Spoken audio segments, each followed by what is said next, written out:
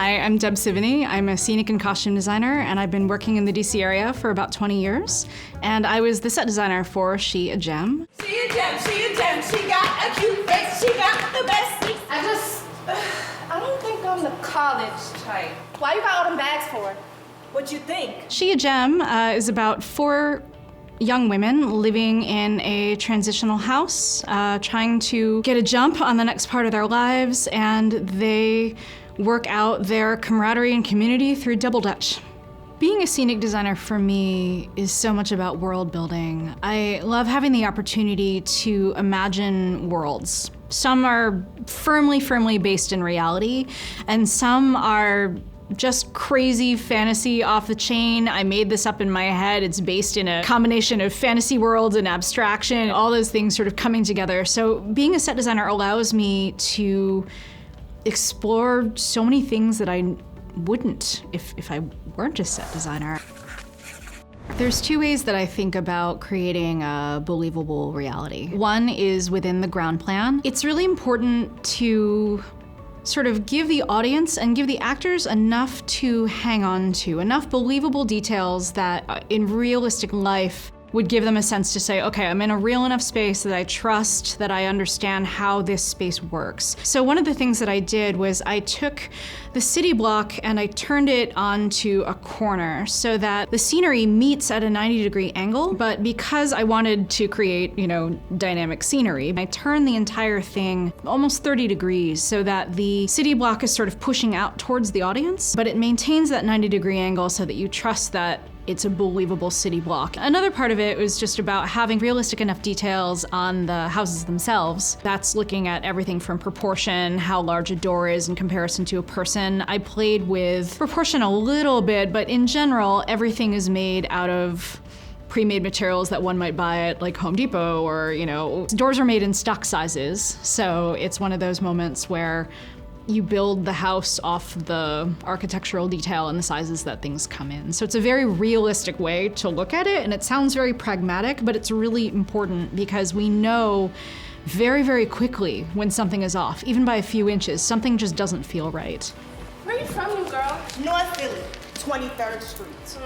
Well, we're in South Philly, so you need to learn your place real quick before we have problems later, okay? This particular play is set in South Philly. I actually hopped onto Google Maps and I used their walking function, and I went down to those streets and I walked along all of them, and I took screenshots and I looked at houses and I walked down alleys, and I just got a good sense of what the sort of architecture of those areas are, and got to know it from there. Then I took down some addresses, and then I went on to real estate sites and I looked at the insides of those houses and got a sense of what they look like from the inside, which helped me understand the outside better. Philly is a really distinctive city, and the various regions of Philadelphia have very different houses. So knowing what the architectural details of that particular geographical area for these girls was really important to tell the right story and to give enough of a realism to the world. Bye, girl. Bye.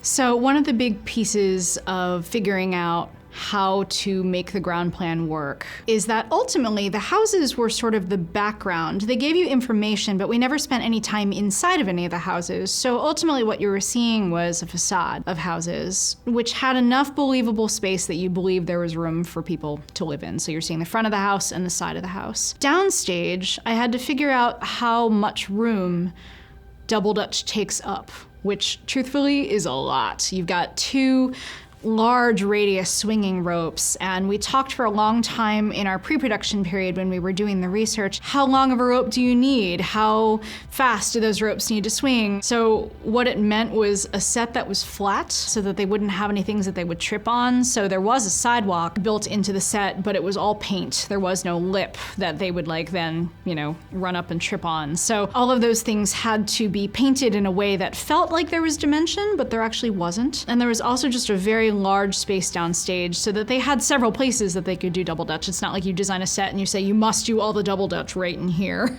It gave them a flexible area to work in.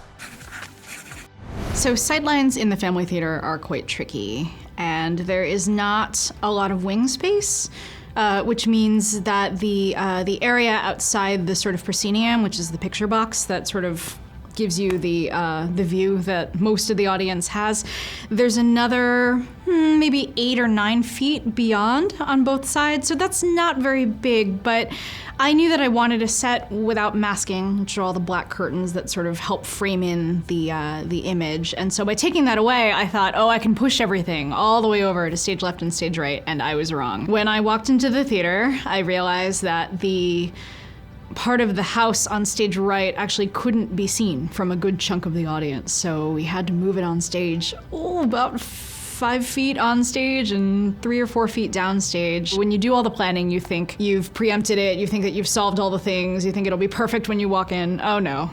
Part of the way that you just have to know and learn is by saying like, oops, I made a mistake and I'm very sorry. So much about what the set designer does and a lot of the pressures on a set designer is that any decision that the scenic designer makes will always have an influence or dictate what the other elements have to do. And so one of the relationships that is really close and one that has to be sort of perfectly in balance is that between the lighting designer, the projection designer, and the scenic designer. And Rob Seiler on this project was actually both lighting and projection. So we had to keep in really close contact about what the scenery is doing. The design has a lot of floating elements in the air, and a lot of those elements were gonna block lights, they were gonna block projection. And so walking into that meeting, I knew, I was like, Rob, I'm gonna make your life a little bit painful, but this is really important to me because the reality of the set sort of swirling into this maelstrom of windows up top with wires is a really important element to me artistically, and I really wanna figure out how to keep it. And luckily, he was really flexible and good. And when we finally got into the theater, we knew that we had to do some tweaking together to really make it work. There's only so much that you can prepare. You can draw out every single thing onto a draft, but we absolutely had to stand in the theater and point at things and ask things to be moved and tweaked so that lights were out of the way and projections could be seen. I have a really insatiable curiosity for the world. Being able to just fall down the rabbit hole and explore things that are, just the ideas of the mind, of dreams, and being able to take that and turn it into something tangible for stage and show an audience, here's a world that could be, that is sort of based on a world but how cool is this? So there's something really awesome about how those things all come together and also just tell a story with actors and other design elements.